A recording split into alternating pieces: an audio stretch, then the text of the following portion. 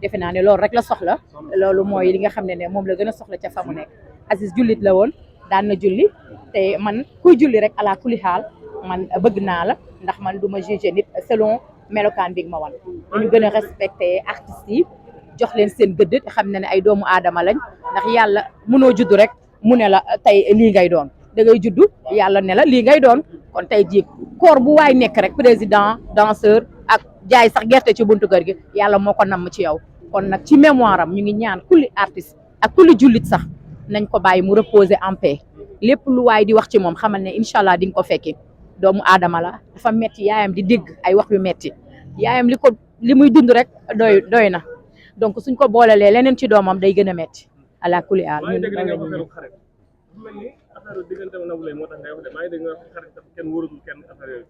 ay non man du ma wax ci loolu parce que li ma tax a jóg tey mooy jébbal sama njaal Aziz ndax tey ji média bi gis na àddina gis na dafa mel ni tey élection lañ doon dem ñëpp taxaw di xam fan la réalité fan la justice di jëm justice nag fi mu jëm wóolu nañ ko suñu justice réew xarañ nañu am nañu macha allah Pastef ku leen déglu rek xam ne dëgg-dëgg li ñuy liggéey xam nañ ko justice rek moo mën a juger ñi nga xam ne tey ñi ngi teg nañ leen loxo mais man li may juger sama morom mu jullit ak ki nga xam ne amoon na cofeel ci man ma nekk secrétaire général am association moo ma tax a ñëw tey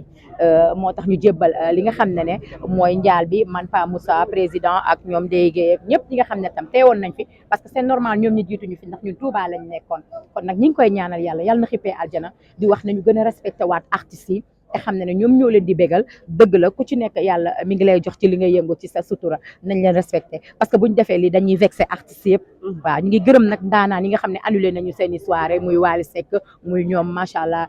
artistes yi nga xam ne daal dëgg-dëgg ay Tarba Mbaye yi nga xam ne bëggoon nañ ko ànd ak moom di ko dooleel Coumba Gawlo ñu ngi koy remercier de passage ndax def na loo xam ne